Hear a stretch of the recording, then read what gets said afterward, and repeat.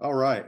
Well, Peggy, why don't we just kind of start at the beginning? What do you want to share about your early years and particularly the sorts of influences or connections that you had in those early years that might have led you to volunteer to go to Vietnam? Well, my mother was the oldest of seven children, and she had a brother who was a police officer, one a fireman. Her youngest brother, who in fact is still alive, was in the Navy. And I still remember Uncle Bob, seeing him when I was probably around 5 years old in his naval uniform. So that always gave me a sense of adventure, I think, in one regard. Um, I have an older sister. My dad was a shift worker at Kodak, as most people were up in Rochester, New York. And my mom was legally blind. She could see, but she couldn't drive. She couldn't really do a lot outside her home. So that made my sister Pat and I very independent at a young age. We were able to take a bus any place and walk up to a pool, walk up to a skating rink, and think nothing of it. Um, Carpools weren't part of our vocabulary at all. So I think in part, my mother was adventurous, and I think she would have even been more so if she hadn't had that disability. And later in life, she ended up getting a corneal transplant when she was almost 90 years old. And I took her out to Arizona by train that year so she could look at everything out the window. So I remember, living and having a wonderful life as a kid. Not sort of middle class, but pennies were pinched. And when your parents are have lived through the Depression, they sort of instill in certain things in you about making sure that you knew what was important in life, and money wasn't always the most important thing. Yeah. Do you feel like that was specific to your family, or was that kind of the vibe in Rochester at that time? Well, it depended on where you lived, and we lived right in the city. So I think a lot of people in our community um were of the same social level. There were some kids I went to school with whose dads were doctors and lawyers. And it was a big Catholic school. So it was like 50 kids in each class, up to eighth grade. And then I went to a all girls Catholic high school. And that was stretching the limits of my life, to be around rich suburban girls. And I thought they had the best life in the world. And in some regard, I think they thought I did because they'd love to come and visit me in the city. So through the years, we've still friends with a lot of them, but different upbringings. And so, how did you decide where that you wanted to go to college and where you wanted to go and what you wanted to study? Well, back then in New York, you either went to a state university, state college, or you didn't. and our Or you might have stayed home and lived at home and gone to a private school. So I sure did not want to stay at home and go to Nazareth College. 4 more years of Sisters of St. Joseph. I loved them, but I was ready to see more of the world and meet more people from different backgrounds. So I ended up going to State University at Albany, and I majored in history and political science.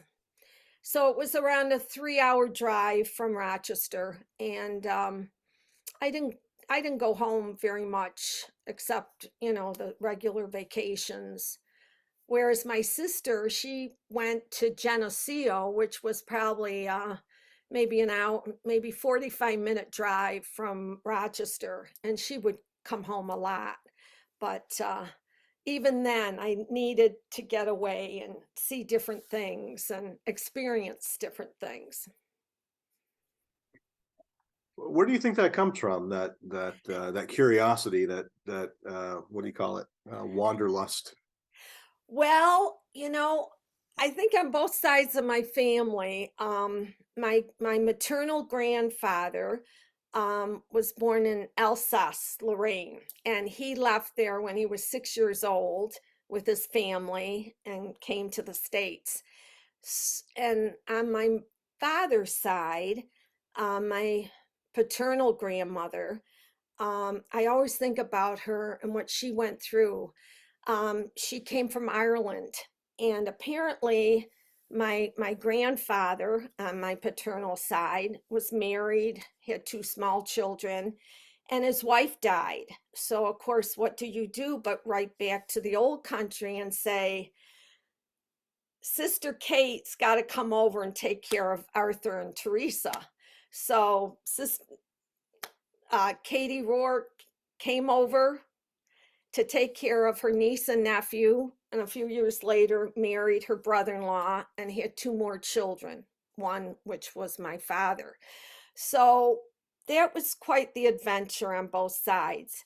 One of my great uncles, my grandfather, Joseph Dupre's younger brother, Victor Dupre, he was an ambulance driver during World War One, and he ended up going to the town where his ancestors lived.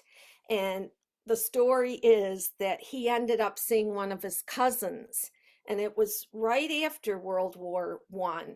And his cousin, his French cousin, had ended up fighting on the German side. So that was pretty interesting to have two cousins. They didn't really know each other, but they were from the same tribe, and that they were on different sides during World War One. Katie, sorry, Peggy, can we go back just a second to Katie? Sure. Did you know her very well? No, she died. Well, she died in 1948, and I was born in 1947.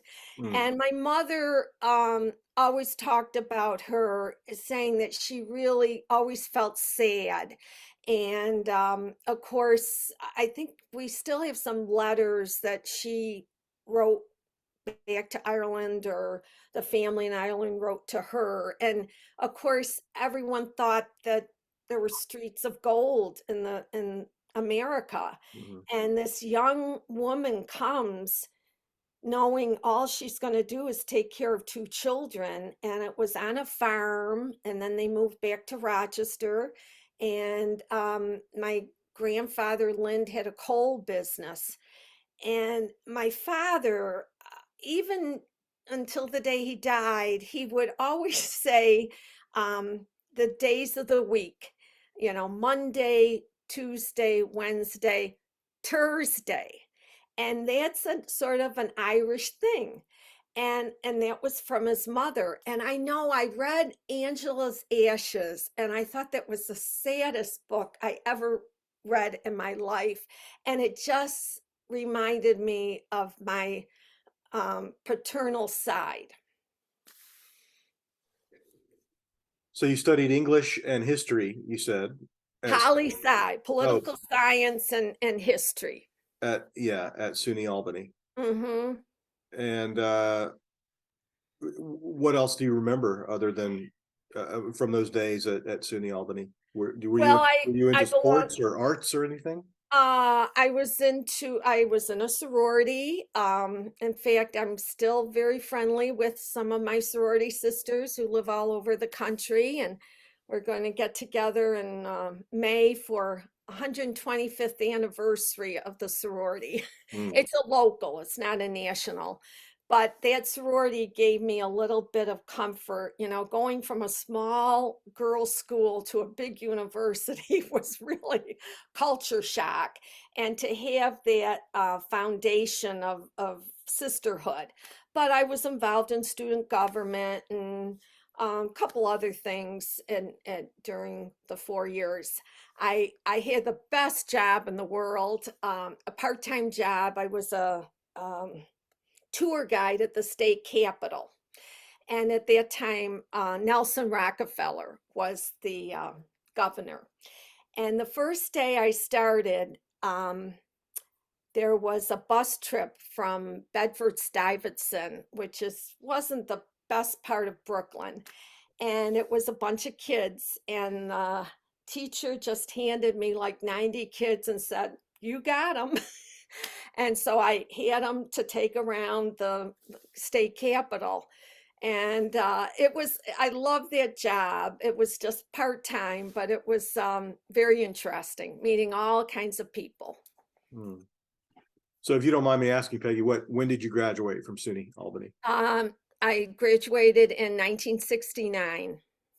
Okay, so that's after Tet, right? Just to put it in Yes. perspective, Hmm.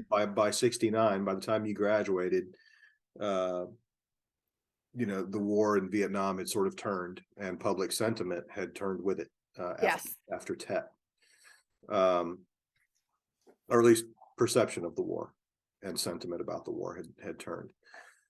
So, I mean, given the timing, given how the war was going then and how the American public was reacting then, what walk me through the process that led you to volunteer to go there. Well, back then, a lot of people did go on peace marches, especially I think in the Northeast. And I went on several peace marches. I really wasn't for the war.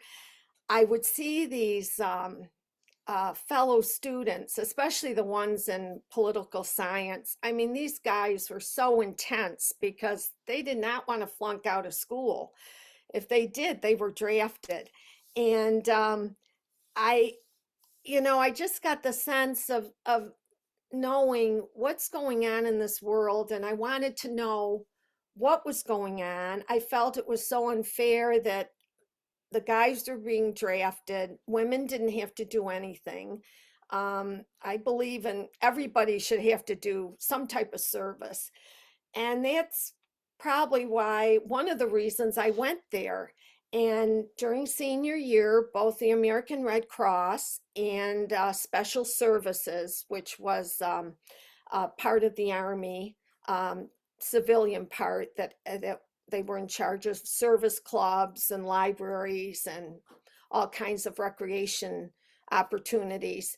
They both came to Albany to recruit. So I decided, well, I had no idea what I was going to do after college. I thought, I'm not smart enough to go to law school. I don't have the money to go to law school, and I don't have the intensity to go.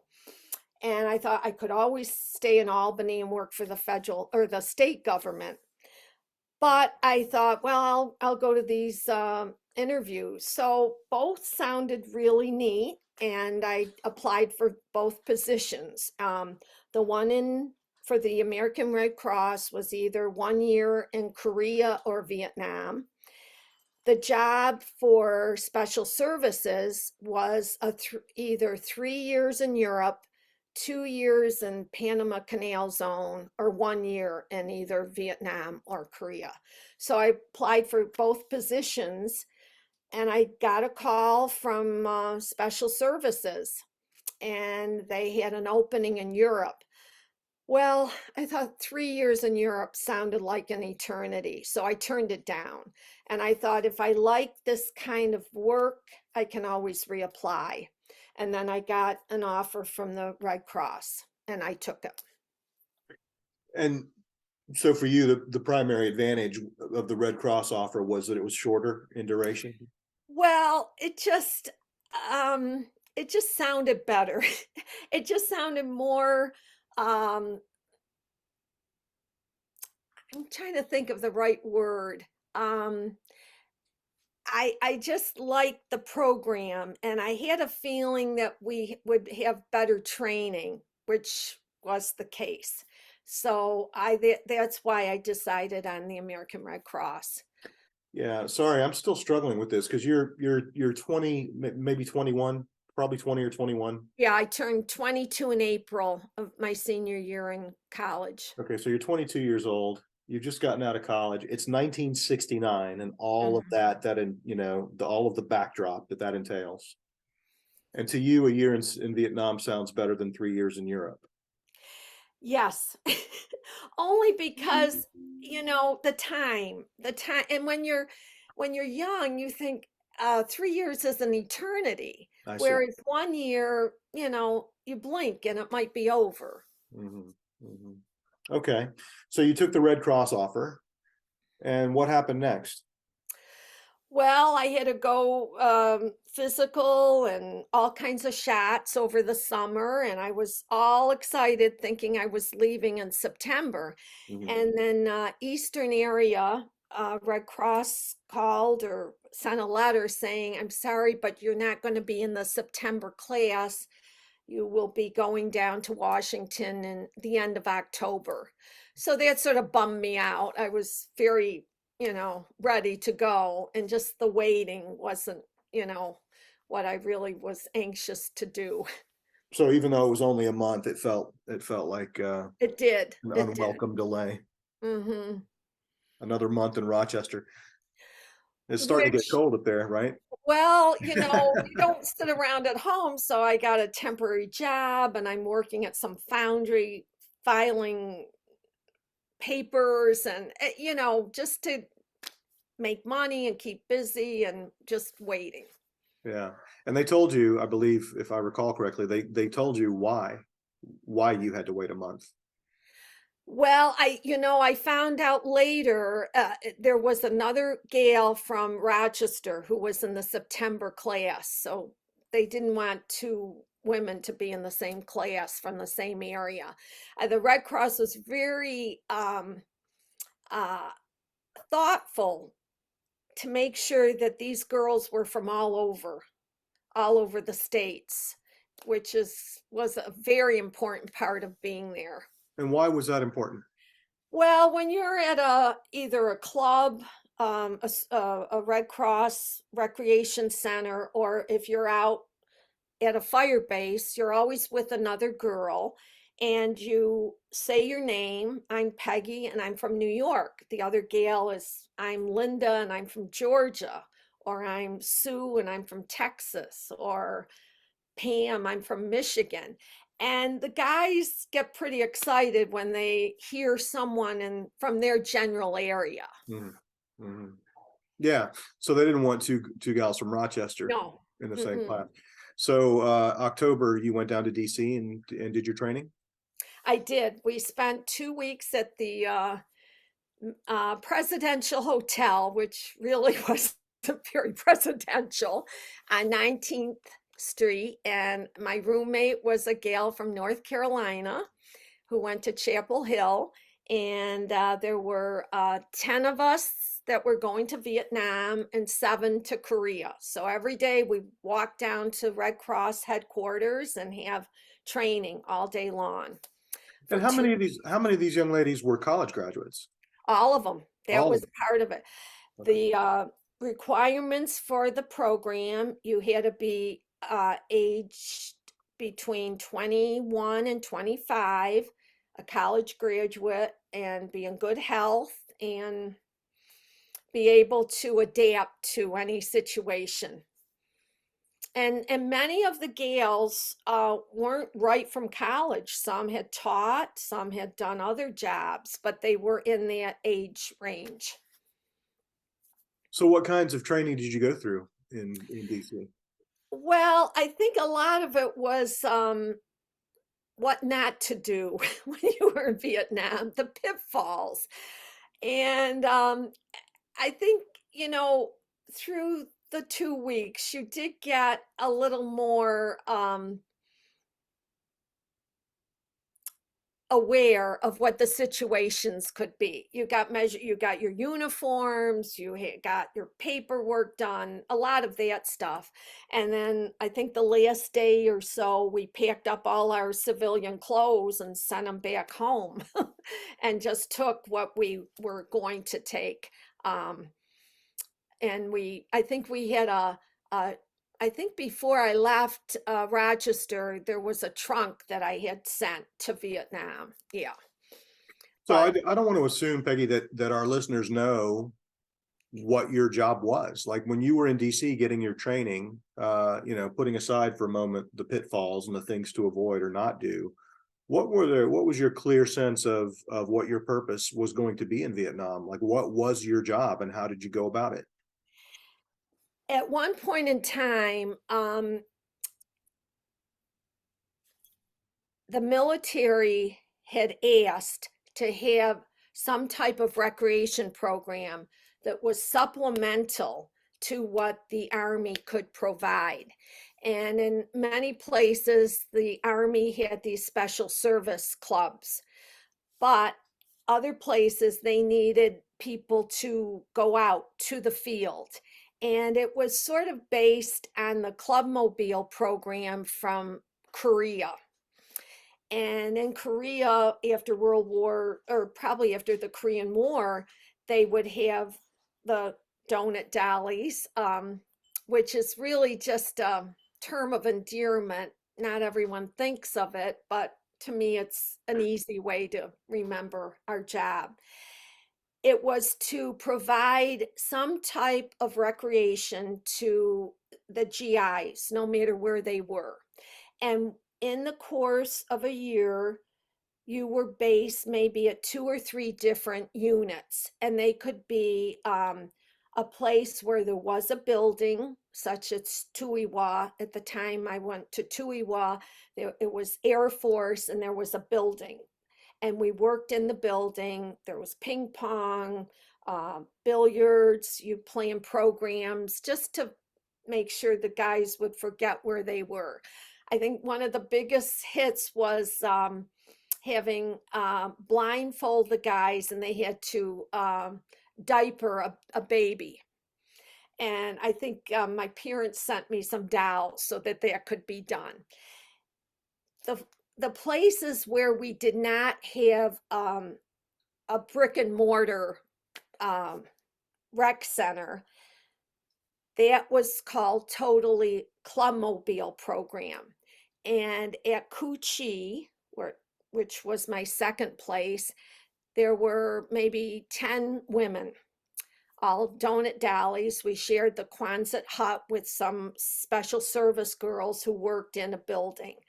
But every day, the Red Cross girls would go out 2 by 2 on a chopper, probably at 6 or 7 o'clock in the morning. And on the chopper, you would carry a big canvas bag. And in the bag was a program.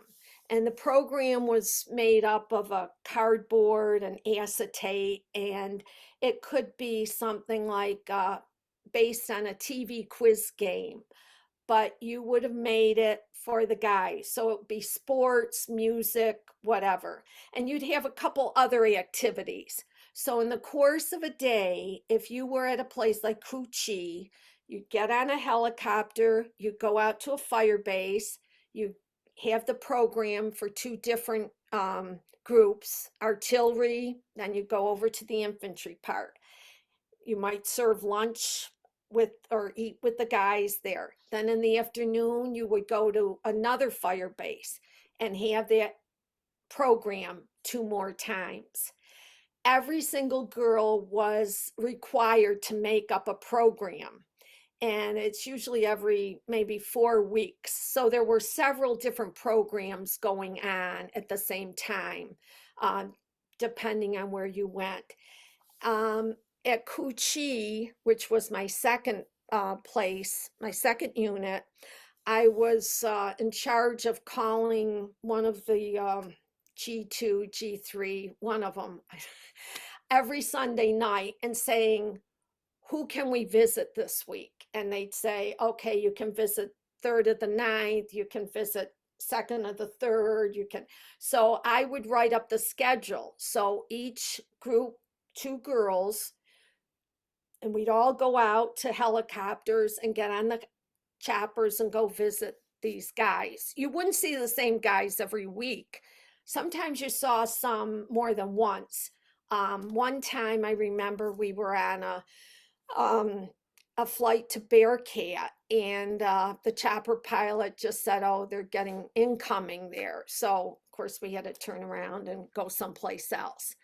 So basically, that was what we did. Some of the girls like working in the clubs. Some girls like going forward better.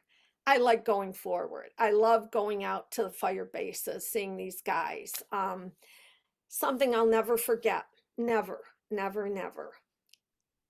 So you're part activities director, you're part, you know, a little like a taste of home. Hmm. Uh, I mean, you're there to help those guys forget for a little bit where they are. Yes. When was the first time you remember it dawning on you or realizing how meaningful that is? Well, I always, someone said to me before I went, they said, at the end of your tour, you're either going to love guys or you're going to hate guys. And I felt at the end of my tour that I felt like they were my brothers. Nobody hit on me ever. They would share things with you that you think, oh my gosh, but they felt you were part of their family. So a couple things happened. The second place I was at Akuchi, one time, I got a notice that a kid from my neighborhood was at Coochie. I think my mom and dad sent me a letter telling me that Pat Graham was a special forces at Coochie. And one night, knock on the door, the dollhouse, the Quonset hut, and it was Pat Graham. So he came in. He was a couple years younger than me. I mean, I remember him as a kid. He'd shoot baskets in our backyard. He was an altar boy. I'd see him around the neighborhood. And, we had such a wonderful talk. And right after that, I thought, oh my gosh, all these guys are young. They were all like Pat Graham. They were all little kids at one time. And it just made me feel a little more connected to them, knowing that, once I saw someone I had known there. Yeah, yeah. So you were there for a year, a full year. Yes. What did your family say when you told them that, yeah, I got an offer to go to Europe for 3 years, but I'm gonna take this other offer. I'm gonna go to Vietnam for a year. My mom and dad, they were so supportive of me. I mean, it was just incredible. I think it helped that my sister was at home. She was married with a new baby. But I don't think they never said anything negative about it. My dad put up the flag every day. They bought a big map of South Vietnam that I have now. Well, all of Vietnam, and they would, put little pins in where I went, and they were very supportive. And I mean, from you know, sending me stuff all the time and making sure that my bank account was okay and this and that. There wasn't anything they wouldn't do. And I had the best parents. I mean, they could have been so different, but my mother once said that her mother, my grandmother, always looked at me and said, "This one isn't going to stay around." Out of her 21 grandchildren, my grandmother just had this feeling that I was going to be not the black sheep, but the sheep that left the The flock. wandering one. Yeah, Yes. absolutely. Peggy, was there ever a time that you felt like you were in real danger? Well, yes and no. At the time, I didn't know it till we got back. This happened in December of 69. So I had only been there maybe a month at Tuiwa, and it was monsoon season, so the weather wasn't great. But there was a special trip out to McPhee um, unit, way out. And the Red Cross field director, Monty, dressed up as Santa. And then this other gal, Sharon from Oklahoma, and Peggy from New York went with him to deliver these ditty bags.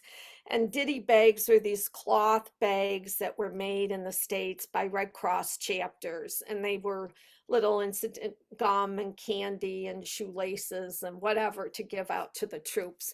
So we get on the Chinook, we go out, we visit this unit, and there were not that many guys in this unit. And I think we were by a Montagnard camp, and because that was very different to these were the native people of Vietnam that were mostly settled in the mountain areas. So we get back on the Chinook and get back to Tuiwa, and we get back there, and then someone said, "Gee, we were shot at." And I didn't know the difference because the Chinooks were very noisy. Mhm. So that was the one time that, yeah, the one time that I felt that could have been a not a great situation. The only other time that was very, oh, I'll never forget it because it happened at the end of the tour. When I was at Cu Chi, and I got transferred to Second Field Force, playing Long Bin, and those places weren't that far from each other. Maybe um, Long Bin was east of Saigon. Cu Chi was 25 miles northwest of Saigon, and but they both had units. Well, a couple weeks after I was transferred, we found out that one of the Red Cross girls was killed at Cu Chi. And this was a girl who had just arrived from country. She had only been there maybe a couple weeks. Ginny Kirsch from Massillon, Ohio. And I always thought, oh, I wonder if she had been in my bedroom. I wonder if she was there or, had taken my place. So of course they closed the Red Cross unit at Cu Chi, and they sent all the girls to different units. So one of the gals who came in country with me came to Long Bin. So we were together from Washington, and then the last couple months we were together. The day we left to go back to the States or delay en route Japan, we're in Saigon and we go out to Tan Son Nhut to get on the plane, and it was canceled. The plane, for some reason, was canceled. And it's like, gee, it's 365 days and you have another day in Vietnam. And I didn't care, it wasn't a big deal for me. So we stayed in a hotel in Saigon, and I would never do this again in my life, but we both wrote our names down in the hotel register. And in the middle of the night, somebody banged on our door and just kept saying, "Peggy, Diane, I know you're in there." Well, Diane, who had been at Cu Chi when Ginny was killed, was going through a lot. And I said, "Diane, we just don't say anything. We just don't say anything." And whoever it was left. And I thought, after that, if I ever have to write down my name for a hotel like that, I'm just putting my first initial, never a woman's name. So that was a little something that was very unexpected. And we got through it okay, but it wasn't it wasn't something that you wanted to have someone knocking on your door. And it wasn't like we were in a at a unit where we were sort of protected. Right, right. Uh, you mentioned the Chinook. Do you remember your first time on a helicopter? Um, yes, I do because I took a C-130 from Saigon up to Tuiwa, which was 240 miles from Saigon. It was right on the coast, and it was November, December, monsoon season, so it was cold. Now, Vietnam, cold. Well, it was 70 degrees, but it was cold. Mm. And so we didn't have that many runs out to other places. It was mostly the club, but a couple times we'd go out to Vung Ro to visit troops, and there was an army installation at Phu Hep. And a lot of times it was canceled. All the choppers were canceled because of the weather, but we did get a couple places on the choppers. And all through, it was exciting being on a chopper the first time. All through that year, though, you would get on a chopper and you'd look, you some of the warrant officers were pretty young. And I think they thought that they were going to scare the Red Cross girls. So they do the auto rotate with the helicopter just going like this. And I think they wanted to see what your face, what you do. And if you had been in country a while, you knew the routine because these guys always tried to do that. And after a while, it's like, come on, just get real. And but yeah, but every day at Coochie, we went out by chopper every day, and you just got so used to it. Mm. Can we actually, before we shift gears, I want to go back to something else that you mentioned, which was the nickname Donut Dollies. You said that you consider it a term of endearment, but not all of your colleagues do. Can you talk a little bit about the official name for someone doing your job, Well, and why some of the women might not like to be called Donut Dollies? the program was called Supplemental Recreation Activities Overseas. So there, SRAO, that was the program. So it was like, who's going to Nothing. say all that? Yeah. Right. Yes, and but mostly nobody minds now, or there's a few that aren't crazy about it, but I would say generally out of the 647 women who served there from 1966 to 1972, I don't think most of them care. Hmm. You are still in contact with a lot of women who served in that capacity. How many are you in contact with who you served with, who you have personal experience with? Well, I was lucky because after Vietnam, I worked for the Red Cross for a year in the States in West Virginia, and then I ended up going to Europe with special services. And I got to Grafenwehr, Germany, and which was 7th Army Training Center, hours drive east of Nuremberg. And I go into the BWQ, and the first person I saw was Dolly Hasselwander, who I was with at Tuiwa 3 years earlier. And it was just wonderful. So we were together. She worked at one of the clubs out in the field, and I was on main post, but we were in the same BWQ. Well, it ended up that I called a lot of these women stale donuts.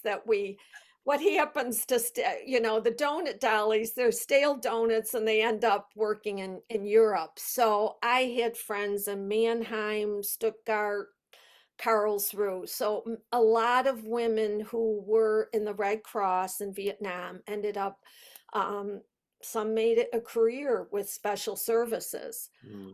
Um, and today have a Zoom meeting once a month with donut Dollies. Most of them I had never known before, except maybe met them at a reunion. I see them once a month, and one's in Australia, one's in Alaska, all different histories. No one talks over anybody else, but you have such a bond. I mean, you all have been through something different, but something that's so special that nobody else can understand. Mm. So that's the beauty about Zoom, especially today. It's wonderful to have this opportunity. And it's funny because the old timers, they said, well, that didn't happen when we were in Vietnam. And of course, what happens is the the dresses were longer in 66, 67. And then of course the hemlines went up and up and up and up. And I think I was there right in the middle of the old timers. And then the girls that were there in 71, 72, I think the morale was pretty different then. And I was very fortunate because one of my sorority sisters from Albany ended up going to Vietnam. And I think she did it because I was there. And she only was there 4 months before, they sent all the girls home. Mm. But she made a career of working for the Marines and working at St. Elizabeth Hospital. So, but yeah, so I do keep in touch with some, and I've made some good friends that I didn't know beforehand, but just because of that connection. And you reach a certain age where you really feel connected. Yeah. Peggy, what about the men? I mean, are there men that you interacted with over there who their faces are still kind of burned into your brain? Hmm. There was a one group. For some reason, we'd visit them over and over again. They always seemed to be in back at the fire base, and they were second of the third Charlie Company, 199th Light Infantry, and they were sort of attached to the 25th Division or 190, or it was either when I was at Coochie or if when I was at Second Field Force. And these guys were the nicest guys. This one guy was from Michigan, and he was going on R&R to Hawaii. And he was telling us the only thing he wanted to do was call his parents and have his parents turn on his car. So he listened to the motor of his car. And I thought, yeah, Michigan, why not? Motown, right? And then every month, whenever I needed a haircut, I would go to a fire base and say, anyone a barber? There was always a barber. So I had this, I'd be sitting there getting my hair cut, and around 10 guys would be all watching the haircut. They were the best haircuts I ever had. Um, the saddest one incident took place at Coochie, and it was in May of 1970. The doll house was right next to this, it was called a Fact Shack, forward air control um, lodging. And they invited us to a party or over to socialize. So we're over there, and the one guy from North Carolina, he was so excited. He was going to see his wife in Hawaii in a couple weeks. So he had an envelope and he said, do you mind mailing it? And we said, sure, we'll mail it. And then this other guy, he walked me back to the dollhouse. And then the next day we heard they were both shot down. And we went to the service for them. And I thought, we know that they're gone probably before their own people do. And that was tough. Yeah, that was especially to because seeing the GIs on fire bases, you know, you'd see them, you wouldn't, and we really didn't know these fact pilots that well, but to see them one night and then the next day to know that they were gone. Hmm. Did you ever run into any of those men from Vietnam later in life? Did you ever run into somebody who said, you were at Cu Chi when I was at Cu You Chi? know, I think one time at the wall I did. I go through all my letters that I sent home to my folks, and I can't believe it, but I must have asked all these guys were going to call my parents, and I bet some of them did, you know. Yeah. Um, but not not really, not anyone that I can remember. Well, I shouldn't say that. There were two guys that I met at Longben, and one, I think he was an E4, and he was in the JAG office, and for some reason he said, "Oh, you want to go to see a courtroom?" And I go, "Okay," and I must have gone to the courtroom.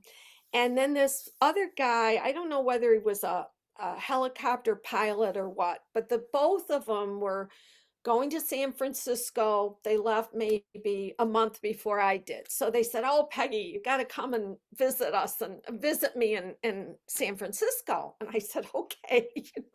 So on the way out of Vietnam, I stopped in Japan for a week and then I went to San Francisco. So Nick picked me up and drove me around, and then the next day Dan picked me up and drove me around, introduced me to his parents, and his sister was getting married. And it was so funny because both of them had Datsun 240Zs and they had just gotten them. So that was the big car It was a that, great car. and I remember Dan, I think had gone to, I don't know whether he had ROTC at Berkeley, but we drove around Berkeley, and so that was really nice. Yeah. And they were just friends. They were, you know, nothing more than that. Yeah, yeah.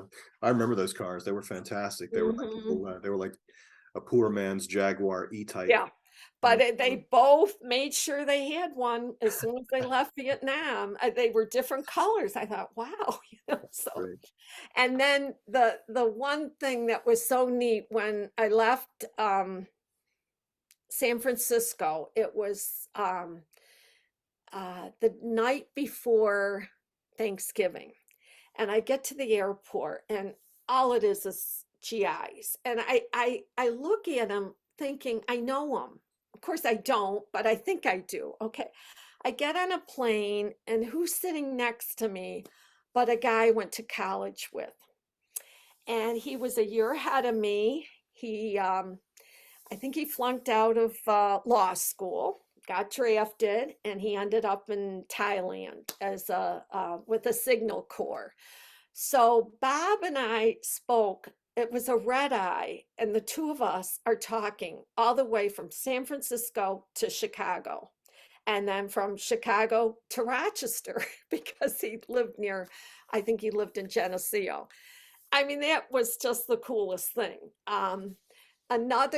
Another connection was one of my sorority sisters, her fiance was in the Corps of Engineers in Thailand. And I think I might have said something to the field director at Tuiwa. He said, "Well, we can call him." I said, "Okay." So we called Quent and I talked to him. So that was sort of neat. But you know, meeting this guy on the plane and just talking the whole way back was made it special. And when I got off the plane in Rochester, my hand hit that railing and it was freezing cold, and I knew I was home. And we were having Thanksgiving at my dad's side of the family, big Thanksgiving. And you know, it was sort of hard thinking, you know, going from my situation to back to the family. And luckily, my cousin Larry Lind, who served in Vietnam a year before I did, was there. And I just sat next to Larry, and he was the only one. I mean, I talked to everybody, but I just sort of gravitated to Larry because we were sort of had the same vocabulary. Yeah, who And else could understand each other? nobody, no. And I kept thinking, oh, why are people talking about this? This is not important, but yeah, it was very special. Mhm. Um, and I was lucky at Tuiwa, at the Red Cross Center at Tuiwa. The Armed Forces radio station had a office there, and there was a glass partition between our office and the guys doing the radio. So they talked us into doing a request show on our day off. So I did one, and it was fun. I think I was Terry Stewart, but the most fun was doing ski reports from Bunro Mountain, but and I had the Four Tops Reach Out. That was my opening song. But I did learn something, and you would know this, that if always play an instrumental song when it gets close to the hour, because they had to cut the music to get to Saigon for the national news right on the hour. And if it was a song with words, it wouldn't work as well. I did not know that. That's fascinating. Well, Yeah, yeah. Um, well, Peggy, I want to ask you how Vietnam changed you, but I want to ask it in a very specific way. I know that when you got home from Vietnam, you continued to travel. Your grandmother was right. You weren't made to stick around, and you've seen a pretty big chunk of the world. I know you've seen much of it with your husband, whose job took you abroad for extended periods of time.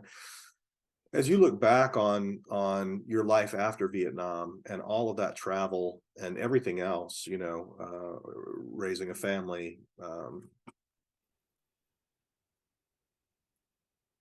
what are the habits or the character traits that you can identify in yourself that started in Vietnam?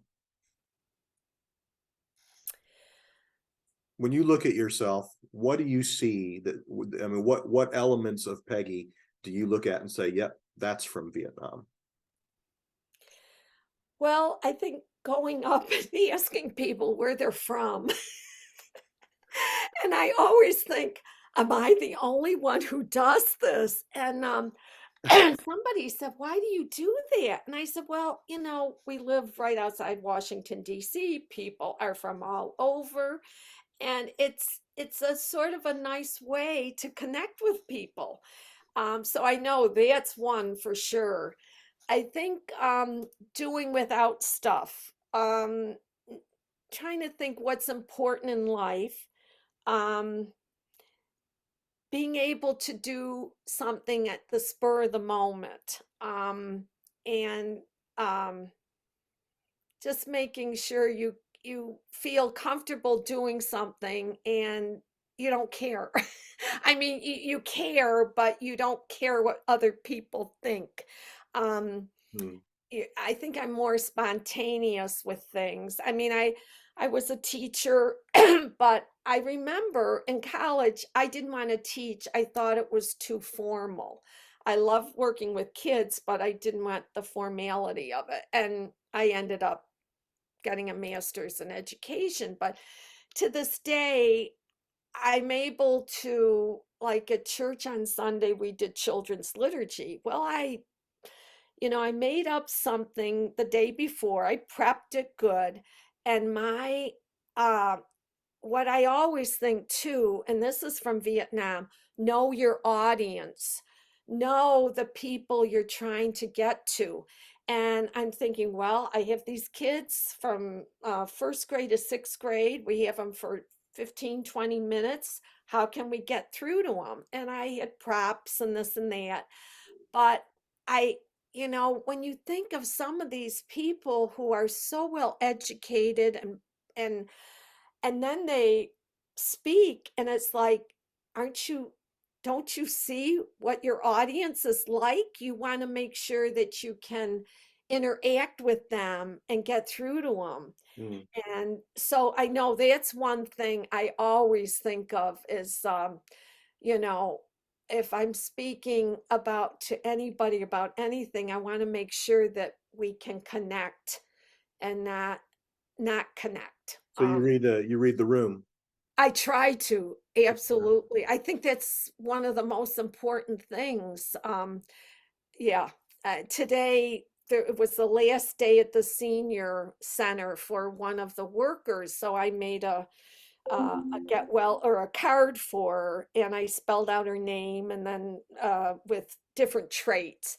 So I asked everybody to sign it as they came in, and most of the people at the senior, they're from all over the world, and every single one of them wrote something, and it was wonderful. I thought they would just sign their name, but they all wrote a couple sentences, and they were thankful that I had thought of doing it.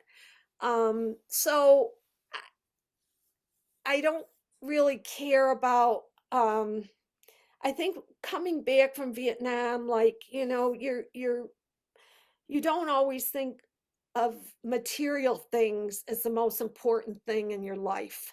And I think I got that from then. I mean, not that I don't like things, but, and I think that comes with age too, that, really, who cares what, jeans are in style or this or that? You just, yeah. Or if you go out in the rain and somebody says it's raining, and then you want to say, I was in the monsoons for 3 months. Rain is not going to bother me, things like that. But those things I think have been part of my life. Mm. Do you remember the first time that you visited the memorial? Uh yes, it was the year it was dedicated, and it was very special. It was very special. My mother-in-law, who was an army nurse during World War II, had driven down from New Jersey, and she always came down for our older son's birthday in November. And so she was here. So my husband was in Moscow for Brezhnev's funeral because he was working for the State Department. And our two kids were in a babysitting co-op across the street with a Navy wife. And my mother-in-law and I went to all these hospitality suites at this hotel. And, we're going from room to room and talking to all these guys. And I'm thinking, what other mother-in-law in the world would do this? Go and talk to these GIs, with their daughter-in-law. And her roommate in Korea in 1945 was a Red Cross person. Mm. But when I saw the wall, it of course every time I see it's very meaningful. It's and to watch people and how they react to it is amazing. Yeah, And of that's course, the women's statue I find very moving. And in November, I was there the day before, November 10th, and I had a couple of big pictures from Vietnam, and I just had them in the backpack. So when there was a group of people going over towards the women's statue, I whip out these pictures and I tell them about it, and they were like young kids and the parents, and they were very interested. You want to get the story out. You want to make sure that people know about history. yeah, yeah. Were you there when the women's memorial was dedicated as well? Yes, I was. And it was funny because at the time I was doing uh I was going to be a registered tour guide with DC, and I had taken the test It was before I took the test. A local community college had a class on Washington and being a tour guide. I thought, oh, I should take this class. Well, the woman that offered the class, she made us all do a report on something in DC. And I had picked something else, but she said, "Oh, why don't you do the women's?" And I think she wanted me to do the women's memorial, so she got extra information about it. But I was there many times for those. I was overseas, so whenever there was we were here, I would try to go to anything down there. And I was very fortunate. I was asked several times to read letters at the Women's Memorial on Memorial Day. And one year my mother was here, and that made it so special. And then a few years ago, they needed someone to do it on Veterans Day, and I never wanted to. I knew there were women who came from out of town, and I thought, well, they're the ones who might want to do it on November 11th. But for some reason, the woman in charge knew me, and she said, "Oh, Peggy, yeah, that'd be great if you could do it again." And that was special because a couple of my sorority sisters came with me, and one was the gal who was in Vietnam for 4 months. And Beth looked at me, she said, "Peggy, how can you read this? Or aren't you nervous?" And I said, "No, I'm not nervous. I mean, it's just," and people are walking by and the planes are going and by. So you're just, reading when you can. So I love being so close to Washington that I can see this and share this with our friends and family who are not living in this area. Yeah. Is there anybody in particular on the wall who you like to visit when you're down there? No, no, not really. I had a hard time finding the names of those two fact pilots, and I keep thinking I'm going to keep trying, and because I remember their names, but I will keep, that will be something I will do this year for Oh, sure. we can help you with that. I bet you If can. you want to tell me Yes. their names, I'm pretty sure we can track them down for you. Hmm. You just send them to me in an email, and Right. I'll find them for you in a big hurry. Great, Mike. Um, um, you mentioned the Women's Memorial. I don't think we talk enough about that. We know that of all the men who served in Vietnam, 1/3 roughly were drafted. The implication being that 2/3 volunteered. I think some proportion of those 2/3 who volunteered may have volunteered just to avoid the draft or escape the draft. So that's impossible to know. But the majority of the men who served there volunteered, but a significant number did not. A significant number were forced to go. But every woman who served in Vietnam, 100% of the women who served in Vietnam volunteered to go there.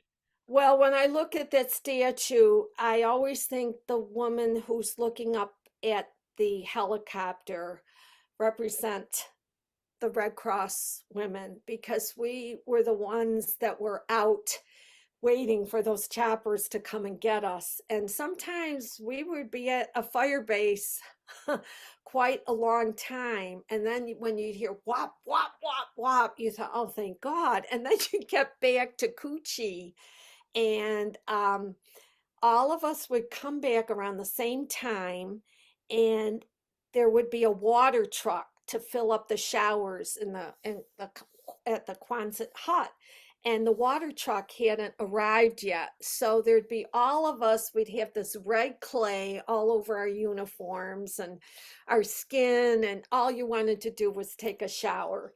And but the nurses were wonderful. I remember a couple times going to one of the hospitals at Long Bin.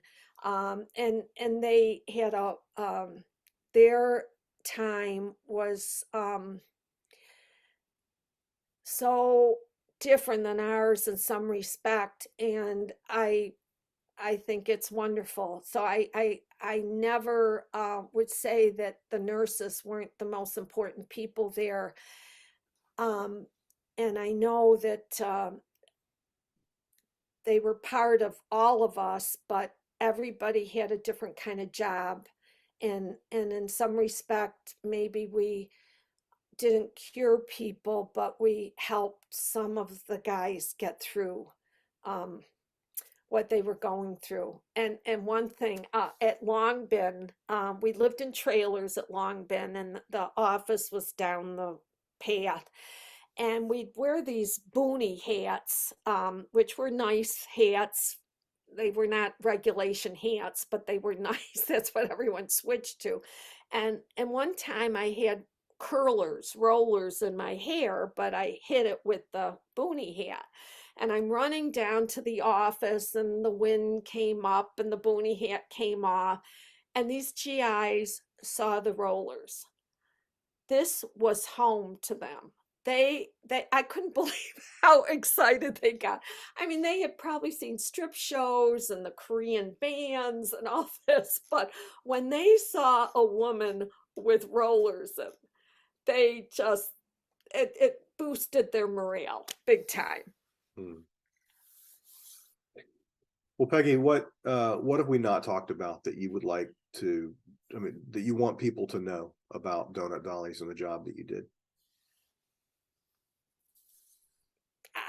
Just that we were there for a purpose, and we hope that we helped as many people as we could.